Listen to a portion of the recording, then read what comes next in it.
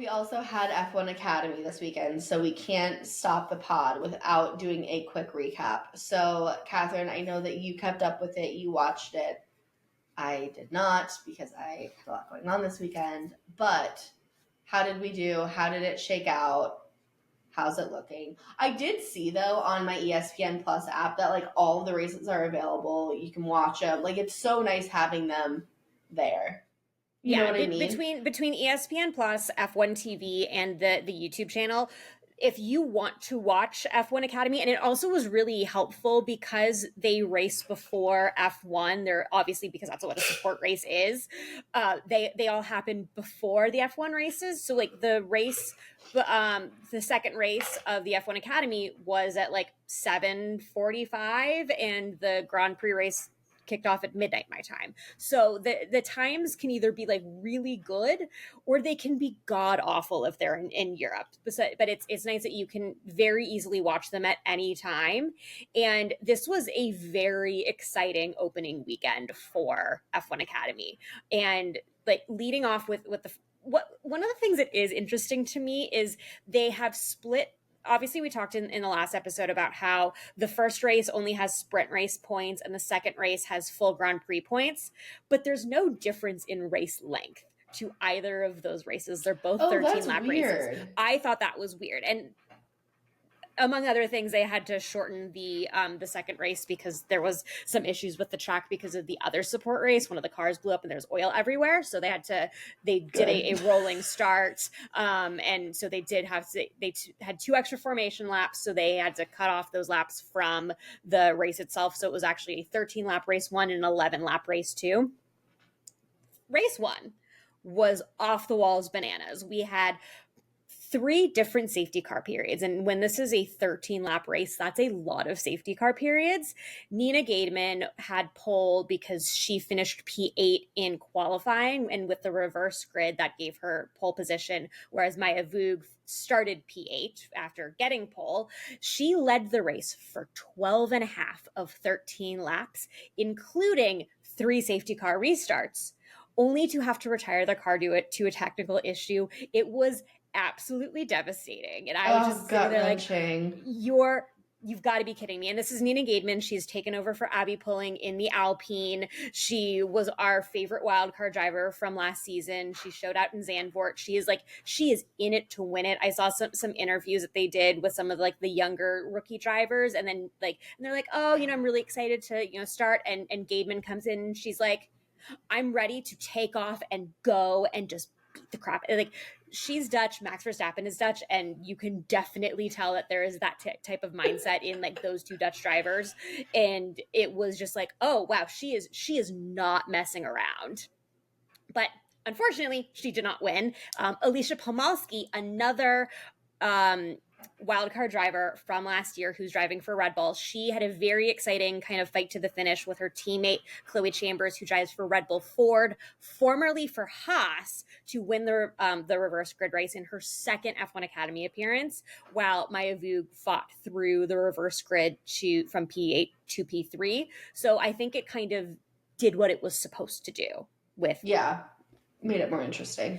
A little bit more interesting. And I mean, the crashes left and right, because one of the things to remember is this is a learning series for like some of the drivers, like Felbermeyer, who races with Sauber. She just moved up from karting to single seater, so this is like brand new for a number of the rookies that we have this year. Terrifying. I mean, a little bit. I was like, oh, like after the restarts, I was like, oh my god, you've got to be kidding me! It crashed again. It was kind of ridiculous. Yeah, that's always the risk that you run with some of these support series, is like the experience level is way, way down. So you never know what you're going to get. Okay, and then race 2 is a normal start. So they qualify however they qualify. That's how they race. Yeah, so Doriane Pin, who drives for Mercedes, she finished P2 in the championship last year. She got Maya Weug, who drives for Ferrari, from the start, and just kind of, I wouldn't say she went off into the distance, but she kept the margin between her and Weug wide enough that Weug didn't really have a chance. Gademan had another strong start and then accidentally got tagged by her teammate Tina Hausman, who drives for Aston Martin, managed to kind of come back through the field to salvage P10 because somebody else had a penalty that dropped them down. So she, like Carlos, got a little lucky this weekend to get points on the board. And then rookie Alba Larson, who has taken over for Nerea Marti in the Tommy Hilfiger that you and I love, she is one of the really young drivers, and she managed to maintain her P3 position for most of the race before she was overtaken by Chloe Chambers, who had 2 podiums over the weekend for P4. But she shows a lot of promise, especially for a driver that is so young. I think she's 16. Oh my God, that's wild. Yeah, the age range is one of the key factors, because this is really a youth, or you're not going to get a Fernando Alonso equivalent in F1 Academy. It's like 16 to 25 is the age range, and then once you've done your 2 years, you graduate out. So I think we're going to have a lot more of a mixed up podium and mixed up points finishes this season compared to last season, where it was really everyone you expected to score points scored points, and everybody who you expected to not score points didn't. So I think we're going to have a lot more of that mixture, and we're going to have a few more contenders for the championship with Pon and Weug, compared to last year where it was just Abby and Pon was trying.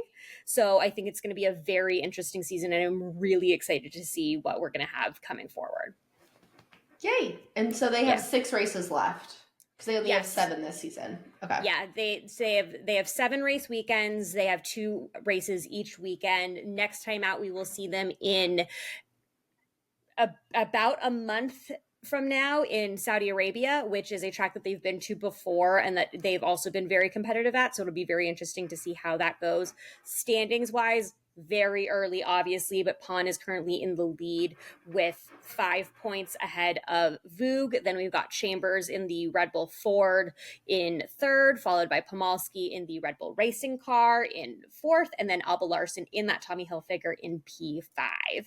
And then on the constructor's side, doesn't matter as much. What's interesting on the constructors side is obviously Campos, who was solid middle of the pack last year, they're now in the lead because they've got all the people who are scoring the big points now are on that team and on MP Motorsport. Prem is going to have a lot of work to do if they're going to want to be 3-time champions. I don't necessarily know how that's going to go. But what's interesting is High Tech only has 2 full-time drivers, and then they also have the wildcard driver. And there's not really a guarantee that the wildcard driver is going to score many points. Unfortunately, Shi Wei, the Chinese wildcard driver, she really struggled throughout the weekend. She was way out of the points in the second race. In the first race, she was one of the first crashes that caused the safety car. So it's going to be interesting to see just how far behind High Tech is going to be in the point scoring this year, because you can score a lot of points when you have 3 drivers and 2 races each weekend. Yeah. And I don't think we're going to get a lot of points pulled to High Tech, especially since they do have a pair of rookie drivers. So that's going to be very interesting to keep an eye on.